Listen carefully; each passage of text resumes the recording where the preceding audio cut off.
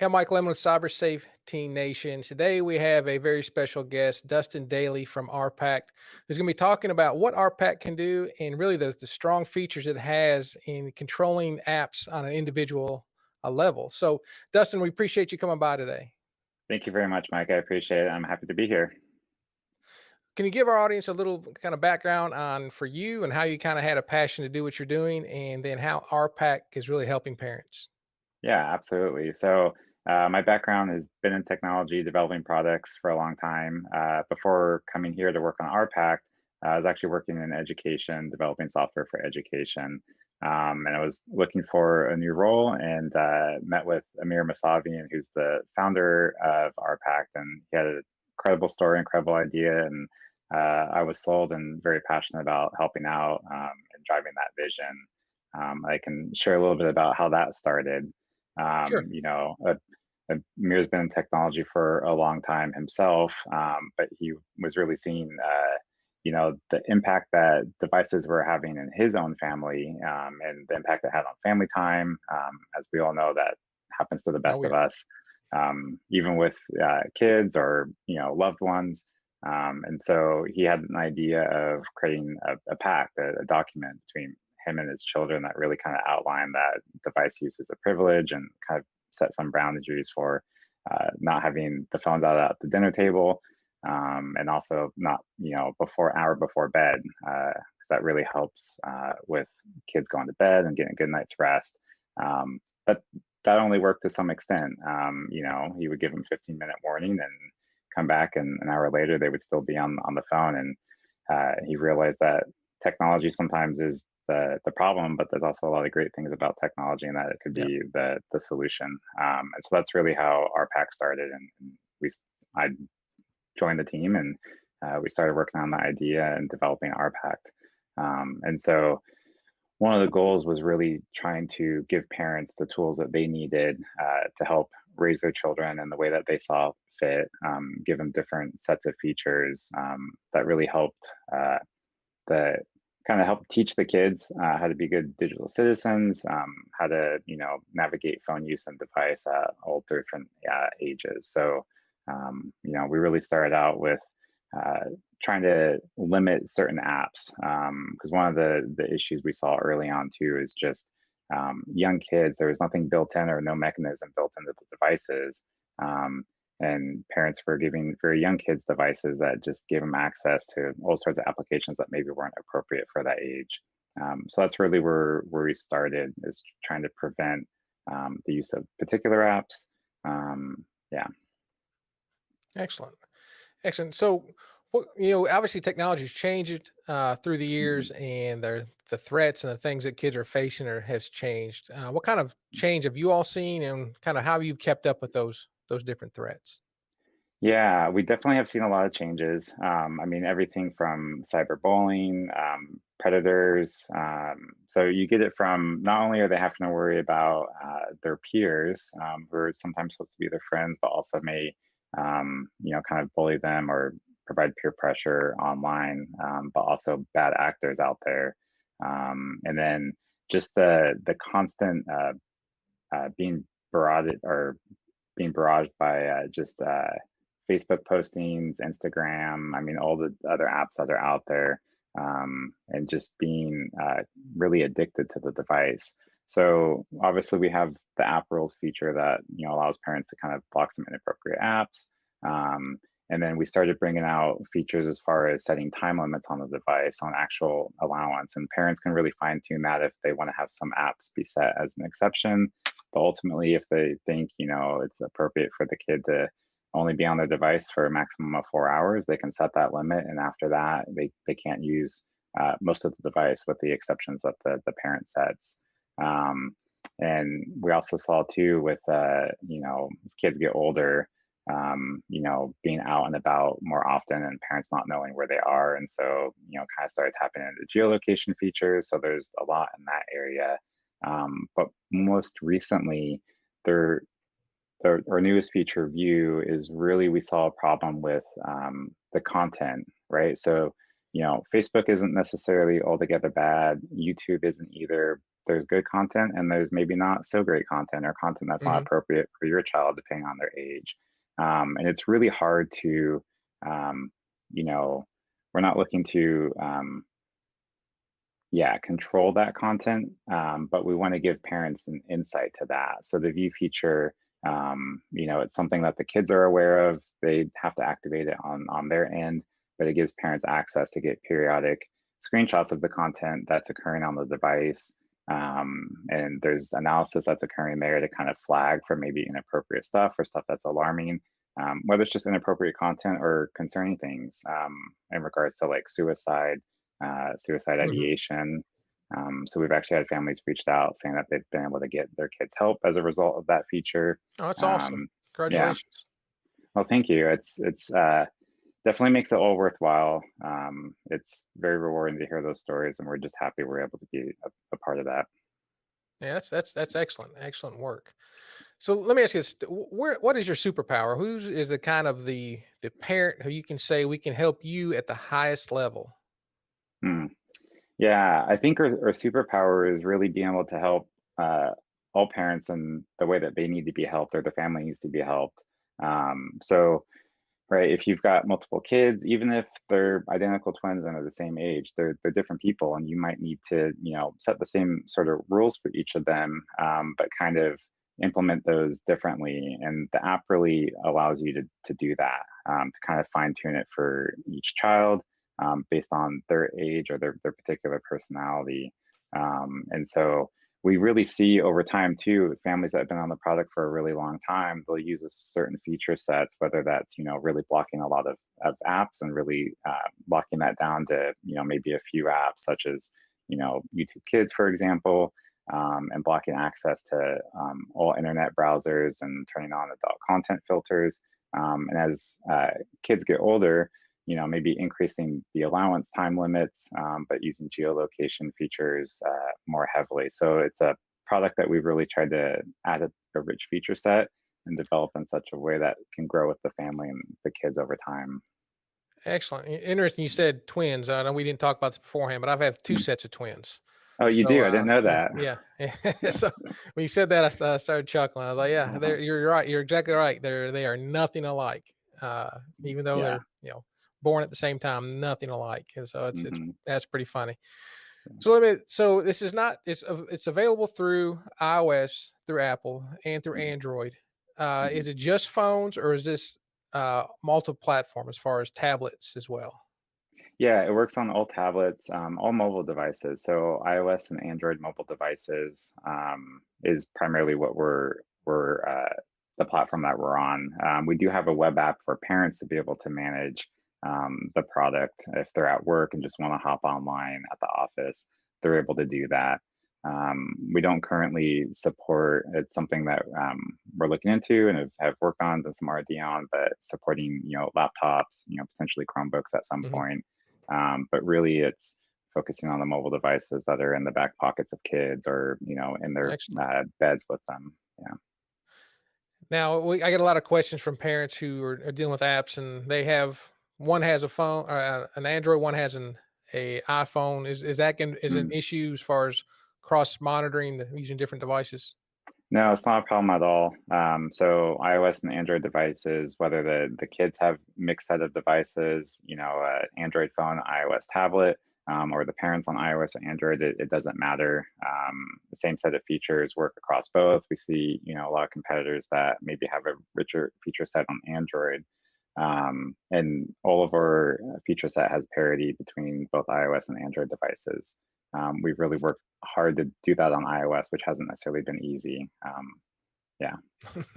Now, we've talked to several app developers, and it'd be Mhm. just through what I've done through law enforcement to realize that Apple, while it may be a more secure platform overall, definitely does not allow you all to do what you need to do. So it's kind of that's the good and the bad for each. But Mhm. let me ask you this: is there a certain type of person, a certain type of parent who you say, you know what, we'd love to help you, but we're just not going to be the best fit for you?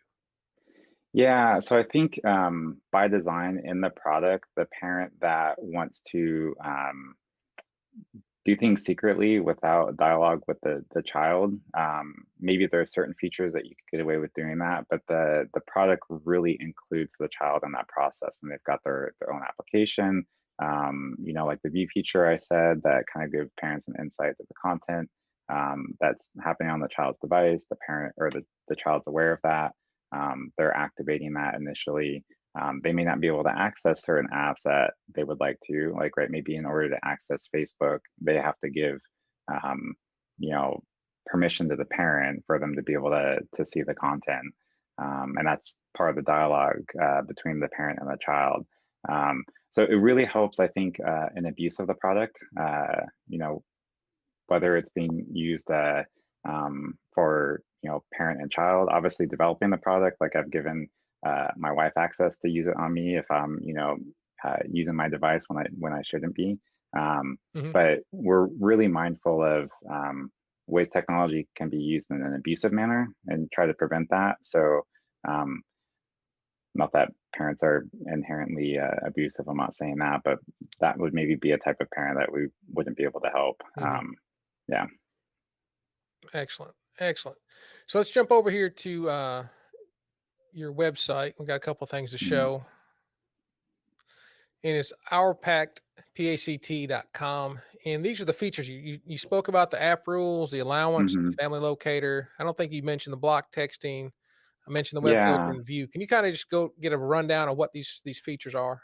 Yeah, I'll run through each of these real quick. So schedules, you can set up daily schedules. So whether it's a bedtime, you want to block off when they have to be in bed and can't use their device and blocks all their apps so they get a good night's rest, or whether they're at school and shouldn't be accessing particular apps. So you can set up a daily schedule. You can use that in tandem or without the allowance, which monitors the total device use during the day, and then after they reach a certain limit, would block the device. So the schedules kind of act as, a time that they shouldn't be on the device. If you want to schedule, a family date night on a recurring basis, you can set up those schedules, say, every Friday night. In addition to that, we have manual blocks and grants, which just allow you to, on the fly, if you need to pull together a quick family meeting, you can just lock everyone's devices down. We have some families that parents might put this on their device. It's not necessarily something that we recommend, but they're certainly welcome to do that. And they just block everyone's devices and have a family meeting. Um, App rules is really great. We've talked about that a little bit. The first thing it does is really gives parents an insight to all the applications that their child is installing on their device, and then gives the parent information to look up details about the application so they kind of have an idea what it is, and they can either have a conversation with the child and make a decision if they want to allow the use of that application or not. Yeah, I just touched on allowance. Family locator, what you see where your children's devices are, and set up geofence alerts. So if your kid, is driving age, or even just old enough to walk to school and is walking alone with friends, you kind of get alerts to know when they showed up. So they got there safely if you're not constantly looking at the app to see their location. Block texting, so that we can do just simply through app rules, but we call it out because it's one of the number one things that parents had asked for really, really early on, and we want to make sure that we highlighted that. So you can completely block down texting, and then with web filters, there's quite a bit in there. We have a really simple filter you can simply turn on to block adult content, and it's something that's difficult to keep up with. We constantly try to keep up with it. View kind of helps with that, monitor the content that's coming through on the child's device. But part of that web filtering also lets you set up custom blacklist and whitelist to block websites that maybe not aren't considered adult content, but you just don't want your child to be accessing. If they're young enough, you can block all browsers; they just can't access the internet altogether. But you can also set up custom whitelist. Um, so there's certain school websites, some things maybe get accidentally blocked for whatever reason, and you can make sure that those are always allowed. Um, So I just want to kind of yeah, of jump in real quick. I'm sorry, just a bit, so I can course. make sure everyone who's watching explains the difference between a blacklist and a whitelist. Your whitelist says basically whitelist says they block everything up front, and you say what websites are allowed, correct? Mhm. Correct. Yeah. Compared to a blacklist where you everything's allowed and you just say what's not allowed as it goes. So it's kind of Mhm. two different ways of looking at it. You can block everything, then only allow certain things, or allow everything and block certain things. So it's really however parents want to do it. Yeah.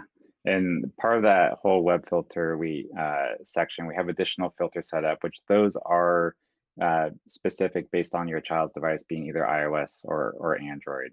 And if your child has one of each, then you have access to all the different settings because they vary slightly between the devices. But you're able to do things like turn off profanity in Siri. You can Mhm. turn off in-app purchases. So if you're on a family account and your credit card's attached there and you're allowing them to download apps. You can prevent them from downloading apps too. You can also some security settings that are good to have turned on the device that a lot of kids may not be knowledgeable about, as far as forcing the option to say "Don't track me." As far as ad tracking, you can turn that on for your children to try to help make their device a little safer for them. Um, and then lastly, View, which is the new feature that we talked about earlier, just allows you to monitor the content visually that's actually coming through on your child's device, and we flag for certain keywords and alert you. And you can customize that alert list as well, as far as there's words that we flag that you don't care about, you can remove them, and then you can add your own custom words that we'll kind of watch and track for. So is that tracking just words, pictures? What does that track? Yeah, Or is it that's a great screenshots, or question. how does it work? We're yeah, we're taking actual screenshots of the device, and then you can change the frequency at which those screenshots occur, and then we're Okay. processing the image. And we take security and privacy extremely serious here at OurPact. We use it on our own devices, on our own families. So it's something that has always been at the forefront of our minds when we develop the product. So with the View feature specifically, we set up obviously the public keys, and obviously there's private keys. So it's really strong encryption. When the screenshot's taken on the child's device, any OCR image recognition processing we do on the child's device and then fully encrypt it. So in that way, when it's sent up through the server back down to the parent's device, on their device, when they're authenticated in the app, they have a secret, basically, right? A secret. I won't go too much into the technology of the Yeah, decryption yeah, I process, understand. but there's a secret key that only the parent account can then decrypt that image. Yeah. Okay, excellent, excellent. So, if somebody wants to find out more information about RPAC, what's kind of the best place for them to go? Yeah, ourpack.com. You can read through and get more ideas about the feature set. You can look us up, Ourpact, on the Apple App Store as well as the Android Play Store. If you have any questions, feel free to send us an email, support@ourpack.com. We'll be happy to chat with you. Excellent. Well, I do appreciate you spending some time with us and educating our parents on this, and love to get back in touch with you a little bit down the road, kind of see where you all are and see what kind of updates y'all have. Yeah, absolutely. Thank you very much, Mike, for your time today. And we would love to continue working with you. Excellent.